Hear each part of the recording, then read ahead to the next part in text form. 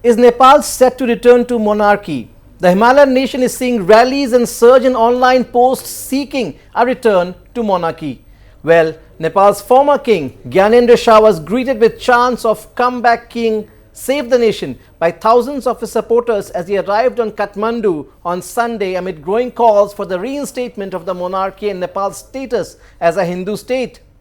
Reports stated that an estimated 10,000 supporters gathered outside the airport, blocking its main entrance. Passengers were forced to walk to and from the airport due to the heavy crowd. There you can see on your screens a huge crowd outside the airport in Kathmandu. Riot police had to be deployed to prevent demonstrators from entering the premises, but there was no violence. Bike rallies were also reported earlier this week, with hundreds of participants taking to the roads demanding return of monarchy. Well, former King Gyanendra was returning to Kathmandu, as I just mentioned, after 2 months. He was away in Pokhara all this while, visiting religious shrines. A member of the pro-monarchy Rashtriya Prajatantra Party posted that the winds of change can be felt.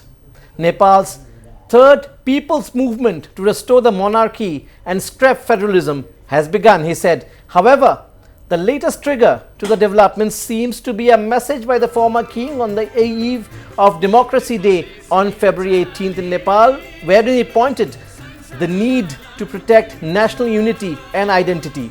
The former king expressed serious concern over the current situation in the country, citing economic crisis, exodus of manpower, and weakening of national identity. Significantly, the former king also said, and I quote, "If we want to save the nation and maintain national unity, the countrymen should support us." Unquote. Is that an indication? Is that an indication that the former king wants the return of monarchy? So can there indeed be a change in Nepal? Can this take the nation back to constitutional monarchy? Well, Gyanendra, can Gyanendra get enough political support? Should India follow every bit of this development closely? These are the questions that arise at this moment, and that's why on Evening Prime tonight, this is the big neighborhood focus for Northeast Live. And to know more on this, I'm being joined by top commentator and editor of Desh Sanchar, Mr. Yubaraj Ghimire. He is joining us from all the way from Kathmandu. A very warm welcome to you, Mr. Ghimire. Thank you. Thank you. Well, is this really a wind of change, as being mentioned by so many, from political parties to the common people? Is change really on the cards in Nepal? What is your assessment, sir? Well, what happened yesterday and the size of welcome that former king received almost 3 weeks after his message, which of course had a political tone, and also his expression of unhappiness over what has been happening in the country for the past 7 years. And people's response to that was encouraging from that perspective. There is no doubt, massive disappointment in the country over the transparent corruption and open involvement of the current and past prime ministers in those corruption scandals, and their refusal to go for any kind of investigation. So this is, in a way, the former king's appeal with his resentment over the prevailing political situation and poor economic situation on one hand, and transparent corruption involving top political leaders.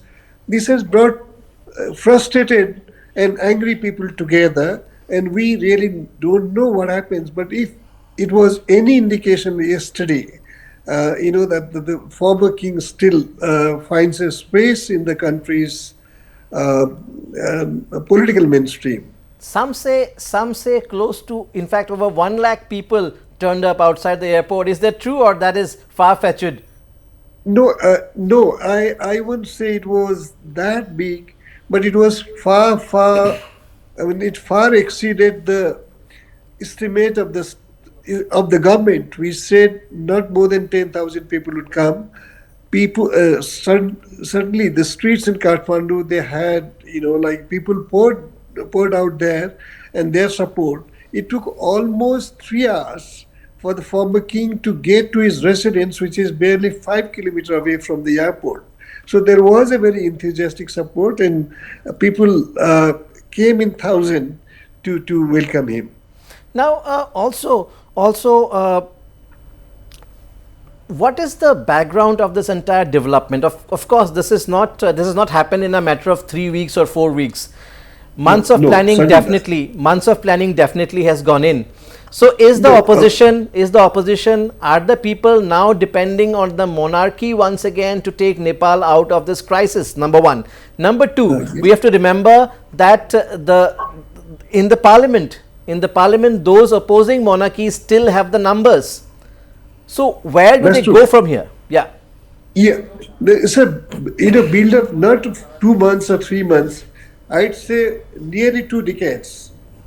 When radical change, the background is King Gyanendra took over power in 2005, which people protested that a constitutional monarchy doesn't have the right under the constitution to, exercise executive power. But what it said then was, like there is terrorist forces, indulging in violence in the country, and he'll deal with them, bring them to peace, and hand over power to the political party. That was not acceptable to the political parties and people who believed in the constitution. So, but then when parties ganged up, of course, India took a mediatory role, bringing 8 political parties together in the anti-monarchy platform. At that stage, like there was no move to involve the people and go for a larger debate. Of course, there were pro-republic forces, but monarchy was abolished without any proper debate in the House and without going through acceptable process in the Constituent Assembly.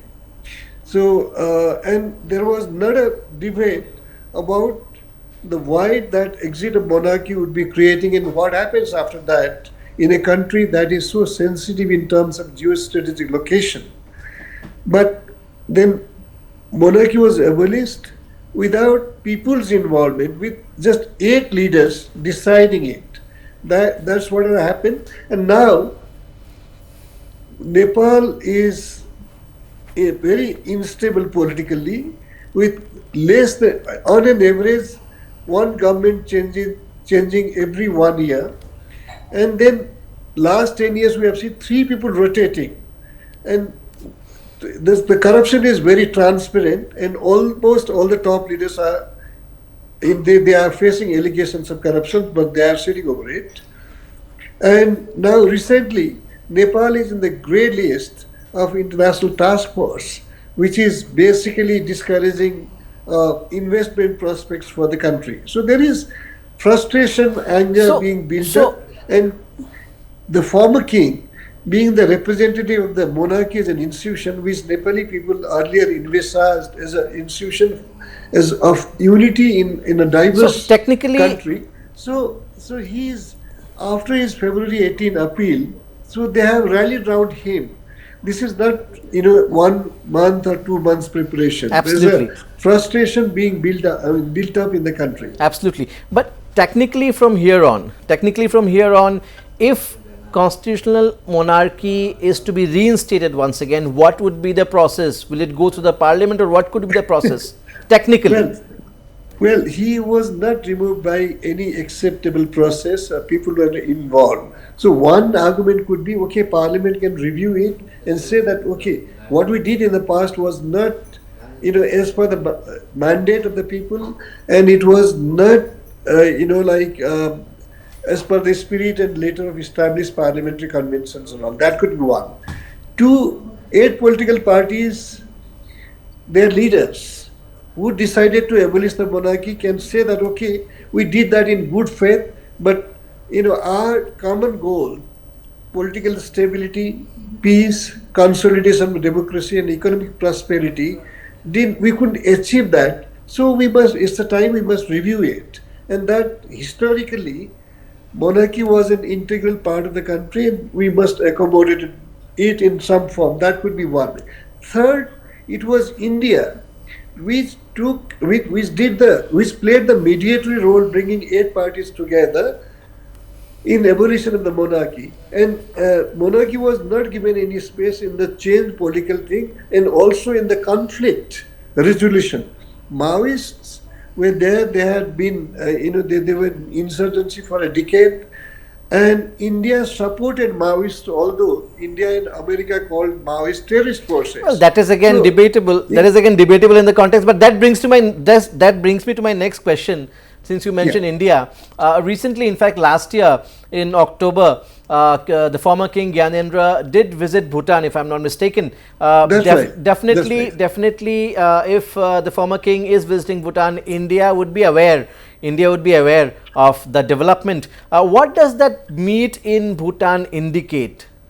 Definitely, Well, it has some. there are It has two factors. political Yes, inclinations what to you it. said might be correct, given sensitive relations of Bhutan and India.